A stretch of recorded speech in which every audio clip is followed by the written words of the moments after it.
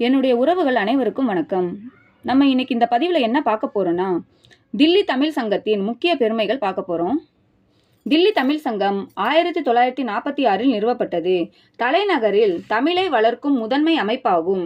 ஆர்கேபுரத்தில் சொந்த கட்டிடத்தில் இயங்கும் இது தமிழ் கலாச்சாரம், கலைகள் மற்றும் கல்வியை பரப்புகிறது. தீரர் சத்தியமூர்த்தி நூலகம், பாரதியார், திருவள்ளுவர் அரங்கங்கள் மூலம் இலக்கிய சேவை மற்றும் தமிழிசை, பரதநாட்டிய வகுப்புகளுடன் பல தசாப்தங்களாக தமிழ் பணியை தொடர்ந்து வருகிறது. வரலாற்று சிறப்பு: 1946 தொடங்கப்பட்டு பல தசாப்தங்களாக டெல்லியில் தமிழ் அடையாளத்தை பாதுகாத்து பவள விழா கண்ட அமைப்பு. சொந்த கட்டிடம் அரங்கங்கள்: ஆர்கேபுரத்தில் அமைந்துள்ள சொந்த வளாகத்தில் திருவள்ளுவர் அரங்கம், பாரதி அரங்கம் போன்ற கலை கூடங்களுடன் இயங்குகிறது. கல்வி மற்றும் கலை வகுப்புகள்: தமிழ் மொழி வகுப்புகளுடன் பரதநாட்டியம், குச்சிப்புடி, வாய்ப்பாடு, வீணை, வயலின், மிருதங்கம் மற்றும் யோகா போன்ற கலைகள் பயிற்றுவிக்கப்படுகின்றன.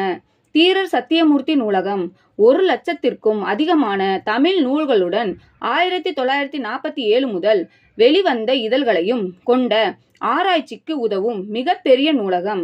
கலாச்சார விழாக்கள்: பொங்கல் விழா, பாரதி விழா மற்றும் திருவள்ளுவர் விழா ஆகியவை சிறப்பாக கொண்டாடப்படுகின்றன.